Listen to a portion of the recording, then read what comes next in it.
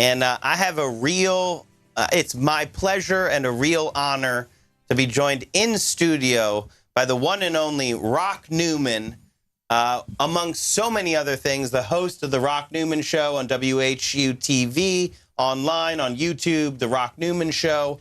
But if I started listing your bio, Rock, we would run out of time. Some of it's true. So I just want to say thank you for joining us. Rock's going to be with us all this hour. We're going to be talking about a lot of things, healthcare, Trump care. Yeah. We got a lot of callers who want to talk about this, the Republican drive to steal our healthcare. Yeah. Alex, if I can say something, thank you so much for inviting me. But listening to your hour proceeding, it really made me think about the ultimate importance to so many people of Social Security. Mm-hmm. And Social Security remaining fully intact. My father died when I was a junior in high school. And had it not been for that sacred Social Security, I do not know how I would have completed school or how my mother would have eaten. She was late in her 60s, not in the best of health. And from Social Security, because, it hits home with me. Mm-hmm. So many times we get into the policy weeds and don't understand the very real impact that it has on people's lives. So I've said it in some ways before, but man, my hat's off to you and all who fight for Social Security the way you've done. Thank you, Rock Newman. That means a lot to me. It really does. And you're completely right. When you talk about the people. Personalize it, man. That's what we're talking about. You got to personalize this thing because it's critical. And let me personalize it a little bit. And Rock kind of knows this, but any ability I have in interviewing people, I just stole right from watching you, Rock. The Rock Newman Show, when it came back here, we had the great honor of hosting it at We Act Radio, which was it was really amazing. And watching you and the guests you brought in and the caliber. And really what it was is that you did that. You took it to the personal story and you would uncover these facets of a story that otherwise, the corporate news just can't ever tell they can't tell the truth. They've got their objective is not telling the story. Yeah. It's selling product. Man, I had a vision, I had a dream, to return to broadcasting. And I will never forget that first day. It was February the 23rd, the day before my birthday. At We Act Radio, and how it started. And interestingly enough, to kind of tie something together, you've mentioned a few times about this administration that's in place now. It was Charlie Brockman who had announced every Thank president you for bringing this up. From Harry Truman, who introduced me that day. As a matter of fact, I remember saying after his introduction, I said, that's it. It just won't get any better than that. But here's a man who really had been the centerpiece of presidential inaugurations, announcing the president for all these years. And then, as a sign of things to come, he was absolutely disrespected and unceremoniously dismissed. And what followed has been disrespect for the country, disrespect for the world, and a shame to America. I want to. So Charlie Brockman. This is like a perfect encapsulation of the Donald Trump era, because the point was he announced every president, Republican, Democrat. It wasn't about politics. Didn't matter. It was about this is America. Yes. And he was this voice that was like, this is part of the continuity of America. This is a nice slice of the apple pie of America. And he was a sports announcer. Sure. That's his. Yeah. And it was all about this bringing Americans together, and for no other reason than cruelty. Yeah. Donald Trump.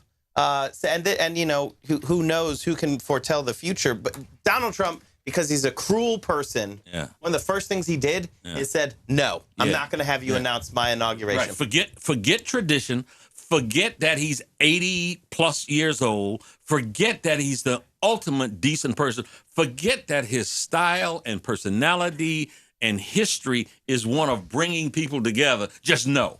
I know. It was like from that moment, you got an understanding that this is the kind of cruelty and just pettiness that we're going to see over and over and over again. Yeah. And today at the UN, we saw it again. Yeah. And what happened was, again, another pattern.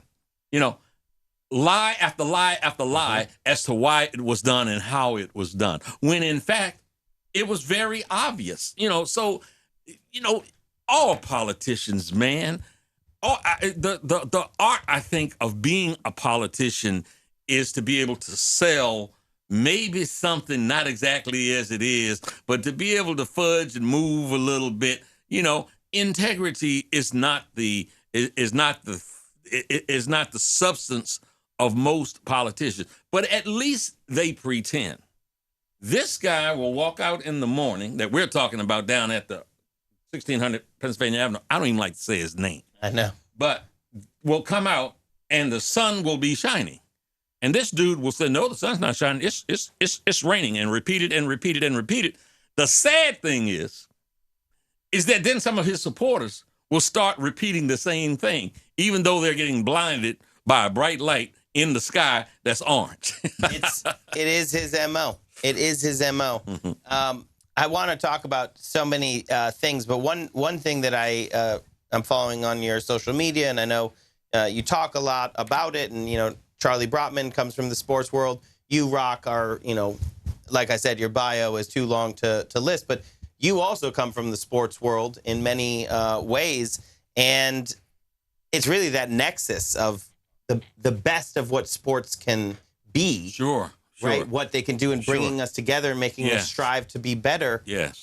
Which I think, you know, Colin Kaepernick is one of the best examples of. He's trying to use his position to draw attention to a rot in our country. Right. A capital R, O-T. Yes. Rot. Yes. A rot. Yes.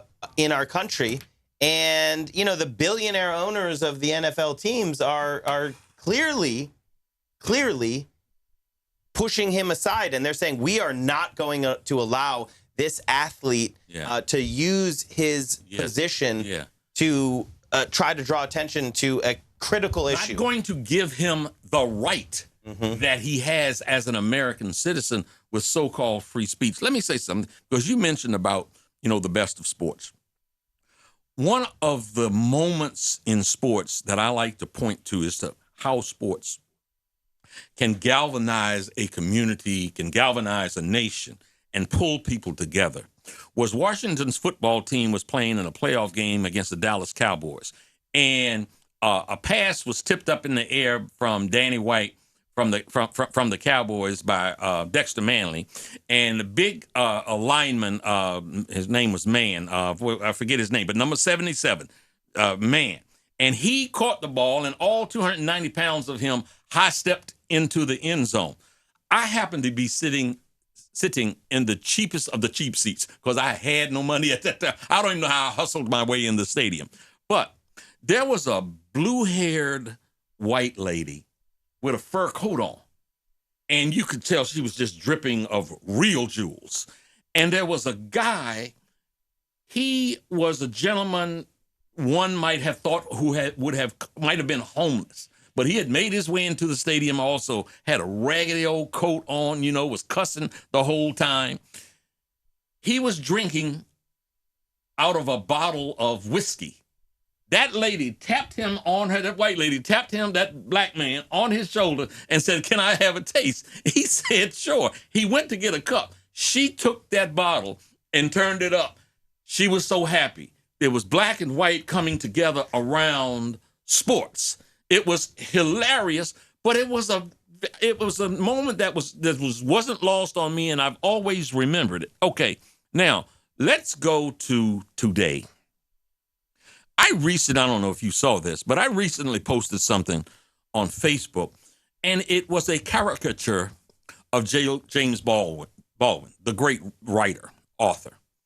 And on his caricature, it said, to be Negro, and he wrote this in 1962 or so, to be Negro in America and relatively conscious is to nearly always be in a rage. I put it there because when I think about Kaepernick and what has happened, here is a man who's qualified to be playing on many teams. He's better than many of the quarterbacks in the NFL right now. But because he dared to stand up against what he saw to be an injustice, the plantation mentality, old, rude, and crude ownership, all white, says to him, the black man, how dare you step out of what the box that we have for you.